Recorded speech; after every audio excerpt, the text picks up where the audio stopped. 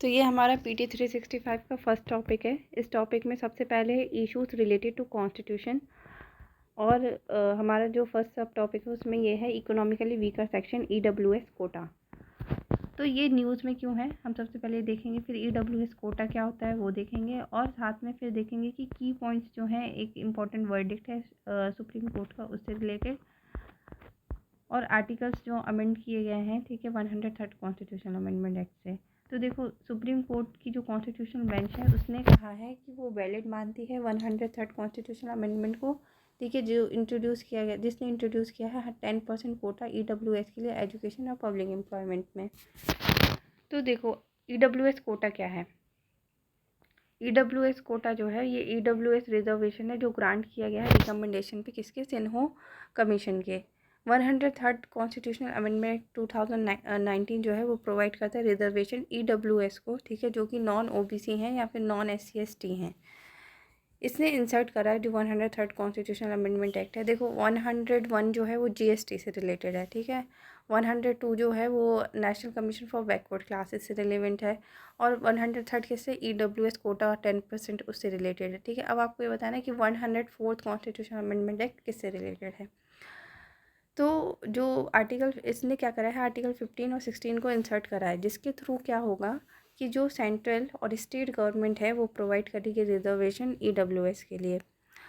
ये अलाउ करता है स्टेट गवर्नमेंट को कि वो डिसाइड करे कि है ना प्रोवाइड करना है किस रिजर्वेशन EWS को अपॉइंटमेंट में स्टेट गवर्नमेंट जॉब्स में और एडमिशन में स्टेट गवर्नमेंट के एजुकेशनल इंस्टीट्यूशंस में। और अमेंड करता है आर्टिकल 15 को टू एडिशनली परमिट करने के लिए गवर्नमेंट को प्रोवाइड करने के लिए एडवांसमेंट ऑफ EWS, ठीक है। मतलब कि आर्टिकल 15 के थ्रू क्या करेगा गवर्नमेंट जो होगा वो EWS की है ना प्रोग्रेस के लिए काम करेगा, ठीक है। अब इसमें क्या है, 10% सीट्स प्रोवाइड करी जाएगी, ठीक है, एडमिशन में एजुकेशनल इंस्टीट्यूशन के आर्टिकल 15 के अंदर, पर ये है ना एप्लीकेबल नहीं है माइनॉरिटी एजुकेशनल इंस्टीट्यूशंस में। आर्टिकल 16 जो है वो परमिट करता है गवर्नमेंट को कि वो रिज़र्व करेगा कम से कम 10% पोस्ट, ठीक है, सारी पोस्ट EWS के सिटीजन्स के लिए।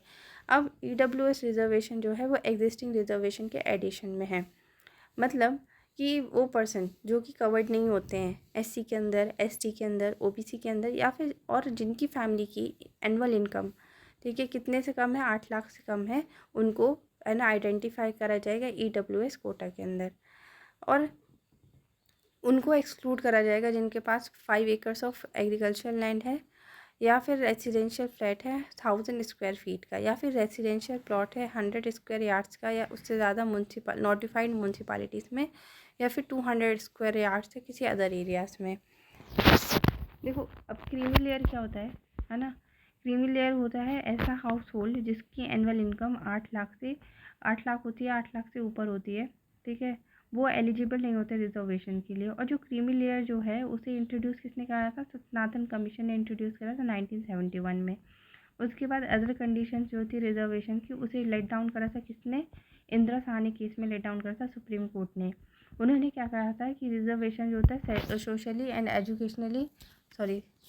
एंड एजुकेशनली बैकवर्ड क्लास को मिलना चाहिए, ठीक है। उसके बाद 50% कैप होना चाहिए वर्टिकल रिजर्वेशन पर।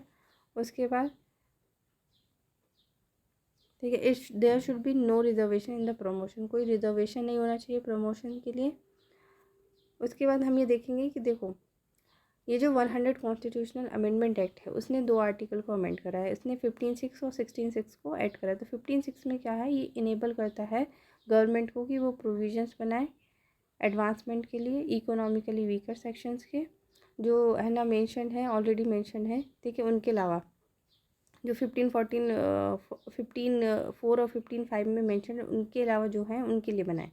फिर ये रिलेटेड है 15 का जो 6 है वो किससे रिलेटेड है, 6 क्लॉज एजुकेशनल इंस्टीट्यूशन के एडमिशन से रिलेवेंट है। और 15 का क्लॉज 4, 15 का क्लॉज 5 जो है आर्टिकल का, वो रिलेटेड है सोशली एजुकेशनल बैकवर्ड क्लासेस या SC ST से।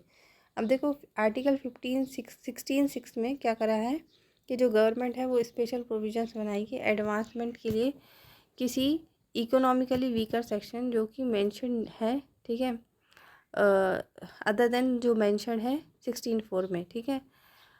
तो इसमें क्या होगा, ये प्रमोशन से रिलेटेड होगी, ठीक है, अपॉइंटमेंट के और पोस्ट के। 16(4) में रिजर्वेशन है बैकवर्ड क्लासेस को जो एडुकेटली प्रेजेंटेड नहीं है सर्विसेज में।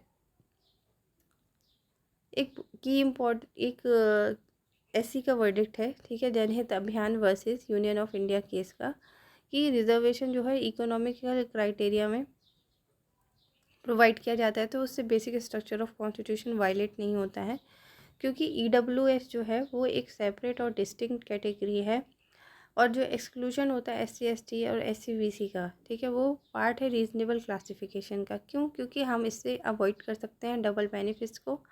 और रिजर्वेशन जो है वो है ना, ऐसा नहीं हो सकता कि प्राइवेट इंस्टीट्यूशन में से नहीं दिया जाए, क्योंकि देखो जब प्राइवेट इंस्टीट्यूशन में दिया जाएगा तो उससे और फ़ायदा होगा सिटीजन्स को, जहाँ पे एजुकेशन इम्पार्ट की जाती है, दी जाती है, ठीक है। 50% रूल जो है इंदिरा सहानी केस में वो इनफ्लेक्सिबल नहीं है, ना कि इनवॉयलेबल है, क्योंकि चीज़ें ना टाइम पे डिपेंड करती हैं।